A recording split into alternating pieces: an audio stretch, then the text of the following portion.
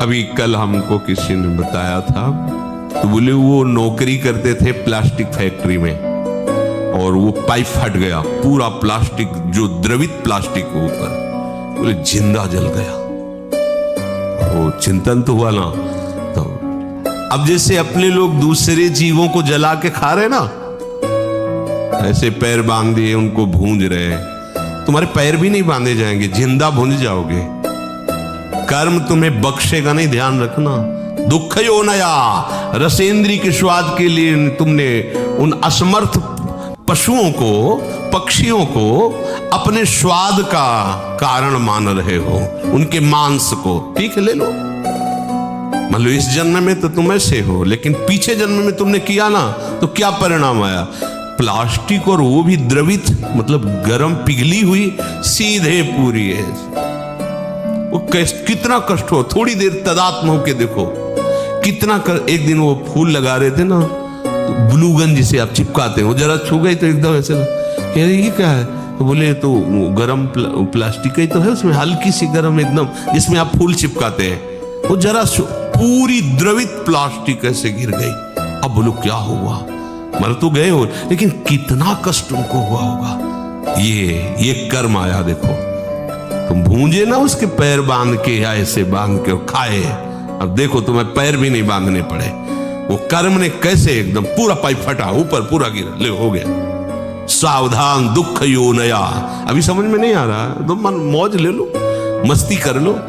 ये मस्ती तुम्हारे लिए इतनी महंगी पड़ेगी, कोई साथ। अब बोलो कौन है वहां? परिवार, कोई भी, कोई धन संपत्ति, कोई भी साथ दे, पूरे शरीर में प्लास्टिक, गरम प्लास्टिक से पैक। कितना भयानक कष्ट, कितना भयानक कष्ट। ये एक कष्ट, ऐसे अनंत कष्टों को भोगना पड़ता है जीवों को। अब फिर नया जन्म होगा, उसको भूल जाएगा कि ऐसा पीछे कष्ट मिला था। जैसे अपने लोग मां के गर्भ से निकले तो कितना भयानक कष्ट, लेकिन याद है क्या? सब लोग वहीं से निकले, कोई नहीं याद। भगवान याद दिला रहे, दुख यो नया। किसी भी प्रकृति जन्य, अगर मुक्त होना है दुखों से, प्रकृति जन्य, संयोग जन्य सुखों को मत भोगो, मत स्वीकार करो, तो तुम्हें कभी दुख भोगना नहीं पड़ेगा, पक्का। जब आप किसी वस्तु के भोगने की भावना करते हैं तो उसका अभाव प्रतीत होता है। अगर ये भोग मिल जाए तो मुझे, उसकी शुरुआत ही दुख से हो रही है, जलन से हो रही है, और उसके संयोग प्राप्ति में तुम्हारी जलन होने के कारण सुखानुभूति हो रही है। उसमें सुख नहीं है, तुमने कामना किया है, तुम उसके लिए व्याकुल हुए हो, संकल्प बनाया, इसलिए तुम्हें सुखानुभूति हो रही है, नहीं उसमें सुख। ध्यान रखना, वो भास ऐसा ही रहा है जैसे स्वप्न में। स्वप्न में लग रहा है बहुत अच्छा अच्छा खा रहे, पर पेट भरा क्या? कुछ नहीं। स्वप्न में भी तो सारी क्रियाएं होती, क्या होता है? कुछ होता है क्या? जागृत में ठीक वैसे ही भ्रम है। अगर तुम्हें उस सुखद वस्तु का भाव न बने कि सुखद है, तो आपको कभी भी दुख नहीं मिल सकता। पर हम पहले किसी भी वस्तु, आज पूरा प्राणी समुदाय चेष्टा केवल सुख के लिए कर रहा है, केवल सुख के लिए। परिणाम सबको दुख मिल रहा है। जो प्रभु की तरफ चले वो धीरे धीरे दुख से निवृत्त होते हुए परम सुख की तरफ जा रहे हैं। भले आज शरीर दंड भोग रहा है पीछे के कर्म का, लेकिन आगे प्रकाश है, क्योंकि भगवत मार्ग में चल रहा है। वस्तु के अभाव का दुख जितनी जोर का होगा, मिलन में तुम्हें उतना ही सुखानुभूति होगी। ये ब्रह्म ऋषियों का मनन है। वस्तु के भोग का जितना गाढ़ चिंतन होगा, उतने तुम्हें उस भोग में सुख लगेगा, है नहीं? लगेगा। और जितना तुम उसमें सुख अनुभव करोगे, उससे अनंत गुना बढ़ के तुम्हें दुख मिलेगा। ये सिस्टम है, ये है नियम है। इसीलिए देख लो, सब दुखी है, सब शांत है। भोगी व्यक्ति कभी सुखी नहीं हो सकता, दुखों से बच नहीं सकता, क्योंकि जितने भी भोग हैं सब दुख योनया, भगवान कह रहे हैं, भगवान के दुखालयम, यहां दुखालयम में तुम सुख भोगना चाहते हो, भगवान कह रहे हैं दुख योनया, हट जाओ, शरीर राग से हट जाओ, केवल जीवन निर्वाह मात्र, धर्म रक्षा के लिए, कर्तव्य पालन के लिए उचित शास्त्रीय विधान के अनुसार भोगों को स्वीकार करो, इसी जन्म में आनंदित हो जाओगे। अगर आप केवल भोगों में ही सुख मान करके रत हो तो परिणाम ताप संस्कार दुखैर गुण वृत्ति विरोधाच दुखमेव सर्वम विवेकिनः। तुम्हें 3 प्रकार के दुख वर्तमान में ही भोगने पड़ रहे हैं, देख लो। परिणाम दुख, पीछे जो कर्म किए उनका परिणाम भोग रहे हो। परिणाम दुख और ताप दुख और संस्कार दुख, ये 3 सुख भोगने वाले को भोगना ही पड़ता है। देखो, सुख भोगने वाले के लिए लिखा है, जो संसार में सुख भोगने की वृत्ति लिए उनको ही अपने आप 3 दुख भोगने पड़ते हैं, परिणाम दुख, ताप दुख और संस्कार दुख। संपूर्ण विषय भोग आरंभ में सुख रूप सबको प्रतीत होते हैं। कोई भी कर्म जब हमारा बनता है तो उसमें हमारा लक्ष्य होता है सुख। कोई न कोई ऐसा कर्म बना जो सुख के लिए हमने पाप कर्म किया, सुख भोगने की भावना से पाप कर्म बना, और वही कर्म आकर के दंड देता है। ध्यान रखना, चाहे कोई हो, कोई भी हो, कितना भी बड़ा महापुरुष हो, इस शरीर रचने के समय उसके उस कर्म संस्कार को रचा गया है। इतनी अवस्था में तुम्हारे ये रोग होगा, इतने ये प्रारब्ध भोग है, ये आएगा, अपना रूप विस्तार करेगा। लेकिन ये भजन का, ये भगवत शरणागति का प्रताप, वो बस कवच बन करके उसकी रक्षा करता है, ना उसे भय होने देता है, ना शोक होने देता है। अब ये शरीर छूटा, पीछे सब गोदाम में आग लग गई, अब उसमें एक भी कर्म ऐसा नहीं जो जग सके या नवीन हमें बंधन दे सके। खत्म। आगे जो कर्म हो रहे हैं भगवद अर्पित हैं, वो खत्म। प्रारब्ध जो है धीरे धीरे खत्म होता जा रहा है, और उसको कैसे भुगवा रहे? कृपा कवच से। सत्य कहते हैं, अगर प्रियाजू की शरण में ना होते तो रोज हम ऐसे जलते जैसे किस तवा में रोटी सेकी जाती है, ऐसे जलते और मनाते कि ये शरीर छूट जाए तो अच्छा है। मनाते, कहां इतनी अर्थव्यवस्था, कहां ऐसी सेवा, कहां ऐसा हृदय की विश्राम स्थली, कहां हृदय को लगाते, किस पर लगाते? जिस पर लगाया था वही धोखा दे रहा था। क्या होता थोड़ी देर में तो बिल्कुल एकदम जैसे जल में कमल का फूल रहे, ऐसे प्रियाजू रख रहे। संपूर्ण विषय भोग आरंभ में सबको सुख रूप प्रतीत होते हैं, और वही कर्म, वही विषय भोग परिणाम में महान दुख प्रदान करता है। एक सत्य घटना, ब्याह हुआ, पत्नी आई, तो जैसे परस्पर स्त्री पुरुष आसक्त हो जाते, ऐसे पति आसक्त हो गया। पत्नी का पहले से कोई प्रीतम था, वो जब उनके दृष्टि में ब्याह होने के बाद पुनः आया तो उसने रोकर कहा, हम तो आज तक तुम्हारा ही इंतजार कर रहे हैं और जिएंगे तुम्हारे लिए और मरेंगे तुम्हारे लिए। अब ये तुम सोचो कि तुम्हारा प्यार कैसा है। तो उसने कहा, इस बार हिसाब हो जाएगा, हम मायके आ रहे हैं, वहीं बुलवाएंगे इनको।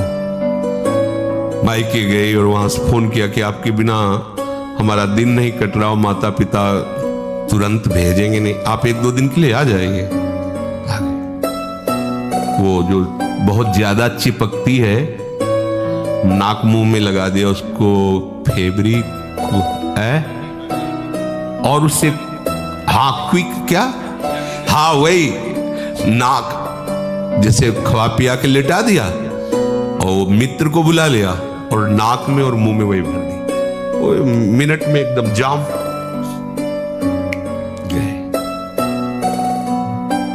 ये सत्य घटना। क्या हुआ? कहां सुख है, किसमें सुख है? अब वो एक अलग जेल में, एक मरा और दोनों अलग अलग जेल में, तीनों का जीवन नष्ट हो गया। क्या हुआ? सुख भोग की लालसा।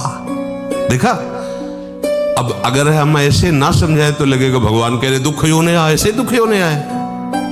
धर्म से चलोगे, भगवत भजन करोगे, धर्म के निर्वाह के लिए विषय स्वीकार करोगे तो आप सदैव सुखी रहोगे, इस लोक में भी और परलोक में। धर्म विरुद्ध आचरण करोगे, सुख भोग के लिए भगवान की आज्ञा को उल्लंघन करोगे तो न यहां सुख पाओगे न वहां सुख पाओगे। लिख लो ये बात, आज भले मुस्कुरा लो, कल मुस्कुराहट में जहर होगा। मान लो बात, ये भगवान की बात है। दुख यो नया, जगह जगह ये सुख की लालसा ऐसा नष्ट कर देती है। मेजर पदवी पर आर्मी में थे, भ्रमण करने से सब, बहुत सुंदर उनका बंगला था, बहुत सुंदर व्यवस्था उनकी थी। कानपुर में सामने मिठाई की दुकान थी, पंजाबी शरीर था उसका, सामने मिठाई की दुकान। अब वो आर्मी के तो 4-4, 5-5 महीने बॉर्डर में ही लगे हुए हैं, तो उसका उससे मित्रता हो गई मिठाई वाले की दुकान से। गेटमैन रहता उसके यहाँ, पर जब मालकिन का आदेश है तो गेटमैन क्या रोकेगा।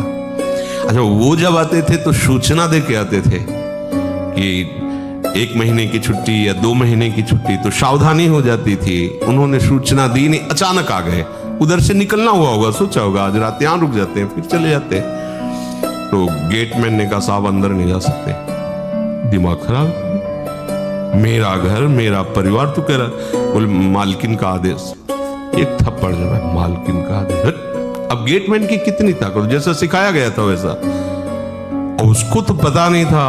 और अंदर जाके तो उसने कहा ऐसा तो हम सोच भी नहीं सकते थे कि आप दोनों थे, दोनों ने मिलकर उसका वो ही मार दिया, आर्मी के मेजर को, और गाड़ दिया वहीं। बड़ा ऐसा मकान ऐसे, वो पहुंचा नहीं, वहां सरकारी जांच हुई, कहां से कैसे क्या पता चला। 1 दिन के लिए घर गया था, वहां से फोर्स आया, गेटमैन से पूछा तो उनकी पिटाई एक अलग कोटि की होती है। वो 1 मिनट में बताया, हाँ साहब आए थे, अंदर जाते देखा, बाहर निकलते नहीं देखा। अंदर से जब पिटाई शुरू हुई अंदर वालों की, उन्होंने बता दिया तुम्हें मेजर साहब गड़े हुए हैं। क्या हुआ?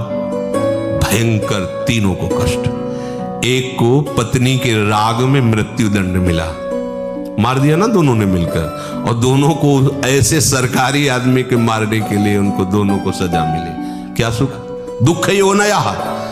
और ये कार्य कैसे हुआ था? सुख भोगने के लिए। जितना भी आप धर्म रहित आचरण करेंगे कहीं भी त्रिकाल में, ये तो ब्याज हुआ उस कर्म का।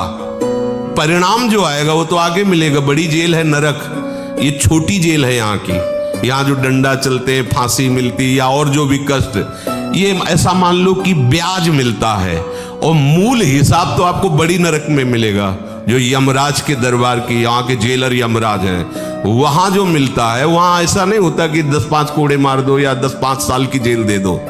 एक एक कष्ट को कल्प कल्प तक भोगने के लिए दंड दे दिया जाता है। अब जीव है, वहां मरना तो है नहीं, यातना देह में पड़ा भोगता रहता है। दुख यो नया भगवान के वचन है, इसलिए ये परिणाम दुख है। धर्म विरुद्ध आचरण, भागवती आदेश के विरुद्ध आचरण करोगे, कभी भी कहीं भी सुखी नहीं हो सकते, चाहे जितना दान पुण्य कर लो। दान पुण्य एक अलग कर्म हो गया और वो पाप कर्म एक अलग कर। अगर कट सकता है तो एक ही काट सकते हैं, वो केवल भगवान है। मामेवि प्रपद्यन्ते माया में ताम, वो कह रहे हैं हम त्वाम सर्व पापेभ्यो मोक्षयिष्यामि मा शुचा। दूसरे व्यक्तियों के पास अपने से अधिक भोग देखने से या इच्छानुसार भोग भोगने की इच्छा से, भीतर में जो भोगों की इच्छा है पर शरीर में सामर्थ्य नहीं, किन्हीं कारणों से, या जिससे हम अपना प्रेम संबंध स्थापित किए हैं वो हमसे प्यार ना करके और से, इन सब कारणों से एक ताप हृदय में पैदा होता है, जलन, जिसको कहते हैं हम डिप्रेशन में जा रहे हैं। प्रभु को नहीं पकड़ा है तो डिप्रेशन में नहीं जाओगे और कहां जाओगे। अभी तो कम डिप्रेशन है, ऐसी जगह भेजे जाओगे जहां डिप्रेशन है, वहां कहीं शांति नहीं, एक क्षण के लिए भी शांति नहीं। आओ ऐसी जगह में जितनी गलतियां होंगी सब क्षमा हो जाएंगी। बहुत करुणा में सरकार है, अति उदार भी सुंदर। मान लो इनकी शरण में हो जाओ, दुख से बचने के लिए शरण में हो जाओ। भगवत प्राप्ति, परमानंद और प्रेम ये तो सब आगे की बातें। इन दंडों से बचने के लिए हो जाओ कि ये राष्ट्रपति हैं, जैसे न्यायालय से पास हो गया कि इसे फांसी मिलेगी, राष्ट्रपति माफ कर सकता है। अहम त्वाम सर्व पापेभ्यो, आओ तुम सर्वधर्मान परित्यज्य मां में खुला दरबार है श्री कृष्ण का। कह रहे आ जाओ माफ कर दूं। अरे चल पड़ो ना, काहे को पीछे लौट रहे हो। पीछे लौटोगे हर जगह धोखा ही धोखा है। पाए जान जगत में सब जन कपटी कुटिल कलयुगी टंच। ये ताप होता, जलते रहते हैं। कौन कौन सा?